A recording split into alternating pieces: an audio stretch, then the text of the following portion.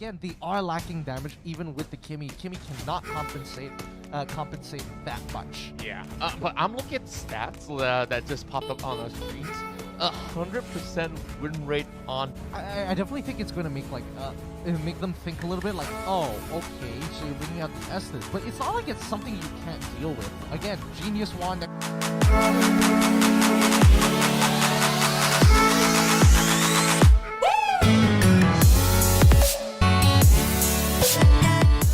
Before, but who is going to come out victorious in this matchup? We'll have to wait and see. Guys, take it away. Of course, we're looking at RRQ's debut for today. While Onic has already played a set of matches to face off against Rex Regum Kion. So there's going to be a little bit of that sort of a push coming from Onic, still going on that sort of level rush. Well, R7 will be facing off against Anti-Mage on that solo lane. Looks like both sides are, slowly taking their time here. Again, Farmus has some pretty decent sustainability on top of the fact that he can, clear waves. Not at a decent rate. Like, it's not super fast, but it's good enough to keep him safe. He can do it at a very relatively safe distance. Litho Wanderer has been taken out here, but it doesn't look like, either side really wants to interact with each other. I would have expected RRQ to be a little bit more aggressive with the Selena for now, but you can definitely see where she's at, how she's positioning, looking for those picks. Yeah, speaking of pick up there, Abyssal Arrow has already been put off, but it does not land over on the side of Lord Gov. So he's just gonna be walking off like a living ward, but they are catching off Atlas, entering in towards their own jungle, forcing the flicker away, and that might just be a call time for Onic to actually react and get this first blood in the way.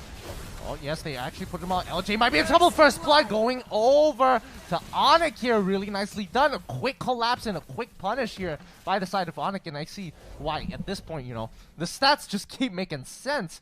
And it looks like we have a fun fact. It looks like since the beginning of Season 2, they played together.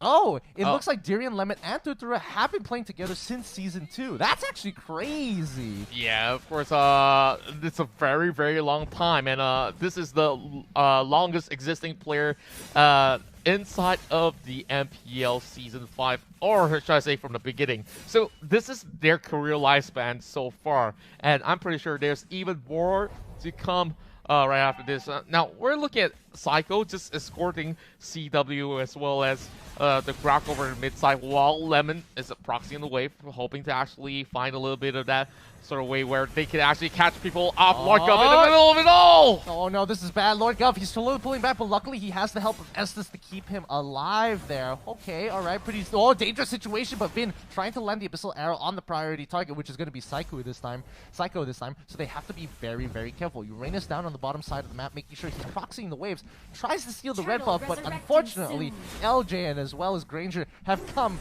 to push him off. Yeah, now, of course, a lot of good rotations coming off of the side of Onic Esports, but so far, RRQ is just so focused on their objective. Farm, get those gold, get your levels up, get that turtle coming in, and now Finn has already been spotted out, and Anti-Mage is actually forcing a little bit of a fight, and here comes the rest of RRQ. Yeah, they're hovering around it. They have enough members. Sasa is in the background, and yes, they do. RRQ isn't able to pull it off, but they are starting to fight. Lord Governor is in a lot of trouble. Estes trying to save him. He goes down. Chol picks him up. The rest of the team is pulling through. Farmis has already unleashed his ultimate, forcing Onic Esports not to take the fight. Any of these kills would have been a waste of their time. They pull on backwards to CW, trying to survive. Unfortunately, Vin is there to execute him, and now they get a free blue buff on top of everything else. Wow, that was a perfect rotation coming in. Like, did you see the positioning of all these RQ members, wrapping them up like a burrito? Like, I don't know what else to describe it, but they just wrapped them one whole round. They got that turtle in their hands. They got so many of all those kills on top of it, and just took the buff away. So let's look at this replay brought to you by RealMe. Yeah, just one more time. You can already see Anti-Mage trying his very best to not die at this point, but he got right and smack into the middle of the fight. And once that ultimate from Farmis was plopped down, Onic already lost a member. That was just icing on the cake at that point for the side of RRQ. Yeah, I gotta say, it definitely was beautiful. Oh, and what? And oh, wow! Commitment inside the jungle as we look at Psycho getting slain off. Lord Governor has nowhere to escape. And R7 is just going to finish things off with the Waiter Dragon. for that double kill and get that tower. And this might just be one of the fastest game that we have for today. And speaking of, I mentioned this before, RRQ is known to be hyper-aggressive, and yeah, they are taking this lead and they are pushing it as much as they can. They've already, 8 kills to 1 against Onic of all people, and they have developed a 5k goal lead. Very comfortable lead, considering that it's so early in the game. Yeah, and I really didn't expect that sort of tempo that they can actually achieve. And things were looking pretty much slow-moving at first for RRQ. In fact, they gave away the first one to Onic Esports. Pretty much exactly like how the stats were like. Like, Onic pretty much consistent with the first blood, but we're already looking at how quickly they are trying to acquire a new objective, which is the turtle being utilized. And of course, R7 will make sure that this lands the hand of RRQ Hoshi.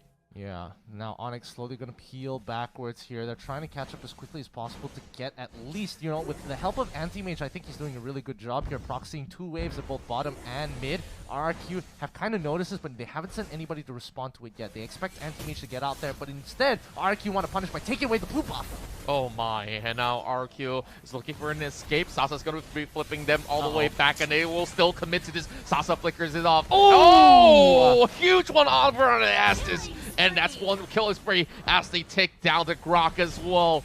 Things are looking pretty perfect. Lemon 2 kills. And of course, they are funneling all their resources in. Yeah, oh my goodness, really, really well played. Like, LJ on this Atlas is so aggressive. Like, he does not care. Oh no, Anti-Mage now in a lot of trouble. Sin is so big. LJ right in the back line. But again, it is Uranus, so he doesn't mind Atlas as much as he despises Sin at this point. Yeah, and while they are trying to actually secure all these sort of push in the mid lane, look at bottom lane. Like, the Cho is doing so much work, and he's, of course, the one with the highest KDA and looking for that solo kill over on towards Anti-Mage. Well, Farami is going to be helping him alongside, or should I say, kill steal that for a killing spree. Well, no worries there from either side. But, RQ looking very, very convincing here.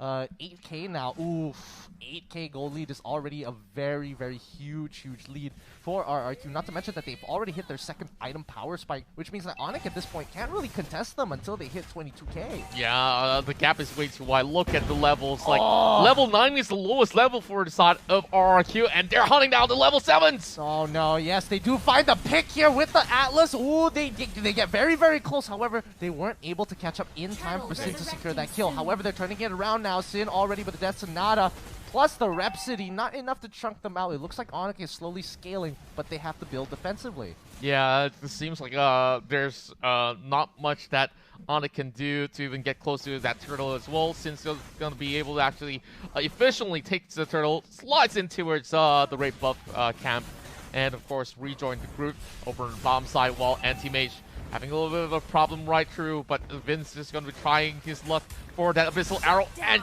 bye! The shutdown over on towards Lemon for the very first kill that they can actually get over onto Lemon. Okay, and now RRQ once again just controlling this bottom side of the map. And the moment they, their main core team goes towards this side lane, you can see Cho just taking everything else. And like, a killing spree already. It looks like the Abyssal Arrow did actually land here onto Anti-Mage. And there's just nothing Onic can do. They're forced to just back away from all these objectives. Yeah, the flicker has already been popped there coming from LJ. And they really got to give way. Like, the more you defend that bottom tier 2 tower, the more lives that they are about to lose. And as for R7, they're just causing a little bit of that discrepancy while bottom lane is being sieged alongside with mid lane. So this might not look like good news. Flicker coming out from the side of Finn, while that's going to be Faramis right in the mid.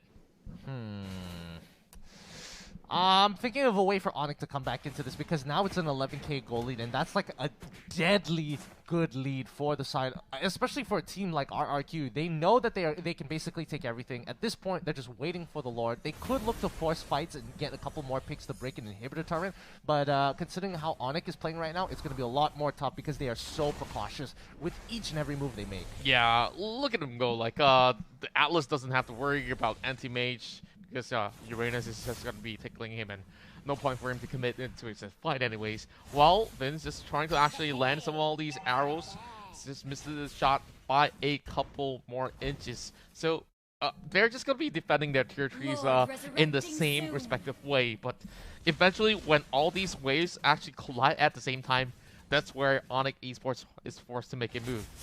And now Lord is back up. I don't think they're going to wait for Luminous Lord this time. Granger has already started it. Selena is there in the wake. And just look at the amount of damage Sin is putting up. He is soloing this by himself. Yeah, he doesn't seem like he's even phased about it. Like, RRQ easily taps this one away. Well, with that being finished, that's going to be big Endless Battle being purchased while Anti-Mage himself is just going to be trying to clear this wave before it crashes through a tower gate. Yeah, just, oh my goodness. I would like to see the items just so that I would know how big Sin is as of right now. He's already max level. He's already level 15 on top of the fact that, you know, he's got a couple of... He just bought the Endless Battle. So where in the build is he at this point, right? Does he already have 2 Blades of Despair? Like, what's going on here? I really couldn't be too sure, but I think that there's going to be that Endless Battle on the kit as well. So now it's high time for them to actually crash right open over the bottom side. So let's see what's going to be happening right here. It's going to be 11 over. Oh, Cycle gets popped off! Yeah, CW also got hit by the Abyssal Arrow, and the rest of the team is just going to die out to Sin at this point. The Rhapsody just cutting through. He's using the Rondo as well, getting the reset so easily, and they just end the game right off of the first Lord. 10 minutes, the fastest game we've had so far. RRQ